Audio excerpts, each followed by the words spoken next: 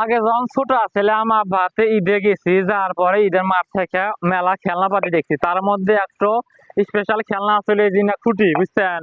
ছোটবেলায় আমি গেদা মানুষ, আমি ওইলা কি খেলা জিনিস মেলা কিছু কিনছি। এই যে খুঁটি বাসন আঙ্গুর শিরার জন্য কয়, আগে 2 টাকা করে দাম আছিল।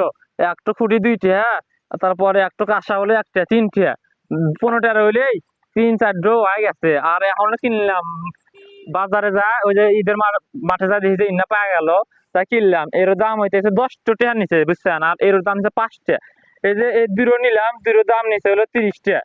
তো এখন তো বাইর তো আর বড় মানুষ নেই, ছোট মানুষ নাই, খেলার মতো কেউ নাই, আমি আর খেলি না। একটা যা ছোট বোন আছে ক্লাস 9-এ পড়ে, ও বড় হয়ে গেছে, ও আর এনে খেল না। কিন্তু ভালো লাগলো ছোটবেলার শৈশব, তাই কিনলাম। তো এই দেখেন, ইন্না সুন্দর কিনলাম, ভালো থাকে, বুঝছেন? এই যে একটা করে খুঁটি বাংলাদেশের ঐতিহ্য, ইন্না তো আম বিলীন হয়ে গেছে, আর তো দেশে না নাই, তাই দেখেন কত সুন্দর। এই গ্রামে যারা থাকে তারা ইন্না মজা বুঝতে, বুঝছে? ঈদের মধ্যে মেলা কিছু কিনবার পারে, আমি ওইটা কিনলাম আজকে, ভালো লাগলো। তো আপনারা যারা গ্রামে থাকেন, কারা কারা ইন্না খুঁটি কিনছেন, খুঁটি বাসন খেলছেন জীবনে, আমাকে কমেন্ট করে জানান, বুঝছেন? আমি এই যে কিনলাম আপনাদের জন্য, ধ্যানের জন্য। তো বাইর তো কেউ নাই, তো আমি না খেলবো, এটা দরকার বলে ক্যাম্পাসে নিয়ে যা খেলবো, বুঝছেন? তো কারা কারা ইন্না জীবনে একবার হলে খেলছেন এই খুঁটি দিয়ে, আমাকে কমেন্ট করে জানান।